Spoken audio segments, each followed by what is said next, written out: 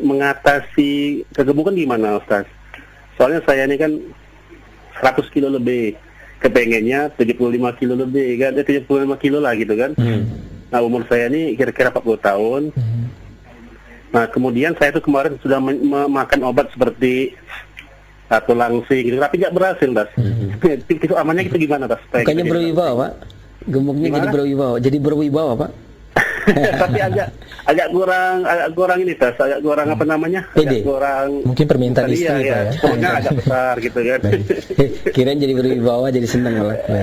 Iya, Tas. Itu aja, Tas, ya. Iya. Ya, assalamualaikum. Waalaikumsalam warahmatullahi wabarakatuh. Iya. Kadang-kadang orang menyukai gemuk karena wibawa kan. Orang kurus nggak berwibawa.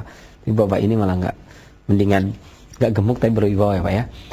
Jadi ada beberapa hal yang kemudian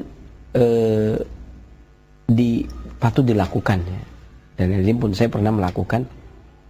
Jadi ketika saya bakti sosial di Jakarta, itu kan ada timbangan. Hari Senin saya timbang, berat badan saya itu 62. Saya kaget karena berat badan saya tidak pernah melebihi dari 60. Itu, kok 62, kok bisa saya 62, makan apa, gimana. Habis itu saya cuman menggunakan pola hidup, tidak makan obat, menggunakan pola hidup selama 2 hari. Selasa dan Rabu. Kemudian Kamisnya saya timbang jadi 58 kembali. Itu berat badan saya yang biasanya memang 58. Ya, waktu saya belajar itu malah 36 kilo dulu. Jadi 58 itu saya lebih asik, nggak berat badan. Nah, berarti turun 4 kilo dalam 2 hari. Ya, tapi dengan pola hidup. Tapi saya tidak mungkin memberikan pola hidup saya kepada orang karena saya tidak memeriksa ya. Tapi saya berikan pola yang secara umum saja. Bapak bisa menggunakan pola hidup secara umum. Ya. Pertama pola hidup, kedua nanti bisa kita bahas tentang obatnya. Apakah mengecilkan perutnya, apakah badannya. Ya. Yang pertama adalah pola hidupnya. Yakni Bapak tidur jangan terlalu malam. Ya, sehingga lambung itu bisa mencerna semua makanan yang Bapak masukkan gitu. Ya, berapapun makanan akan diatasi oleh lambung kalau lambungnya kuat. Bapak tidur misalkan jam 8 masuk kamar, jam 9 udah udah terlelap gitu ya. Kemudian sehingga Bapak bangun di jam 3, itu Bapak bisa beraktivitas di jam 3 tersebut. Dan beraktivitasnya itu dalam keadaan ketika perut sudah kosong, kemudian menghancurkan sisa makanan yang ada. Dan ini bangun yang demikian, tidur yang demikian, bangun yang demikian, ini lebih menguatkan lambung dan lebih mencegah terjadinya penumpukan makanan yang berlebihan. Ya, ini yang pertama. Kemudian tidak boleh tidur habis subuh, ya, habis sholat subuh tidak boleh tidur sampai matahari terik, ya, selesai duha baru kemudian bisa tidur, yakni pas matahari terik. Ya, ini dan kita gerak apa habis subuh itu makanan yang belum selesai semua terurai kita jalan ya. Ya, kemudian kalau kita tidur mendingan kita tidur habis zuhur. Ya, pas matahari terik kita tidur barang 1 jam, ini akan menguatkan vitalitas kita. Ya, ini pula yang seringnya kita gunakan. Maka keliru kalau ada beberapa orang yang kemudian mengatakan, Muhammad, kenapa muat ketika praktek di Roja kok jam 2 baru datang? Padahal kalau di Rawalumbu jam 1 sudah datang. Keliru, nggak pernah saya itu jam 1 datang. Habis zuhur makan tidur. Kemudian kalau jadi Rawalumbu malah kadang seringnya jam 2:30 ya. Jadi keliru ya.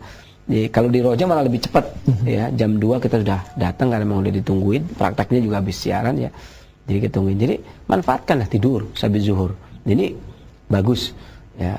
Ini kita manfaatkan kalau di klinik sendiri lebih bebas, tidurnya lebih lama, 2:30 baru berangkat. Kalau di sini jam 2 karena udah banyak yang nunggu ya. Jadi begitu. Nah, bapak-bapak juga demikian, harusnya manfaatkanlah. Nah, kalau anak-anak saya kurus, bagaimana anak saya kurus? Tidurlah habis zuhur, maka dia akan pertumbuhan dia akan bagus. Bagaimana kalau saya udah terlalu gemuk? Gak apa-apa tidur, maka pertumbuhan itu bagus. Artinya pertumbuhan bagus itu bukan pertumbuhan subur terus.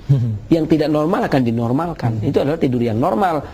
Ya, apa yang telah dicontohkan oleh Nabi kita Muhammad SAW itu adalah praktek teori yang ketika kita praktek kita akan mendapat hikmahnya di sisi dunia ataupun akhirat kita. Ya, kemudian habis asar kita tidak boleh tidur lagi.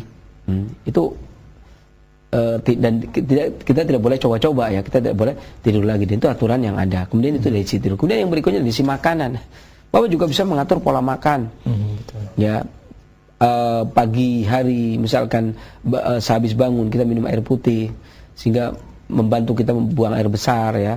Kemudian sehabis kalau ada madu boleh juga air yang dikasih dengan madu, atau sehabis sholat subuh kita minum madu sebelum olahraga ya.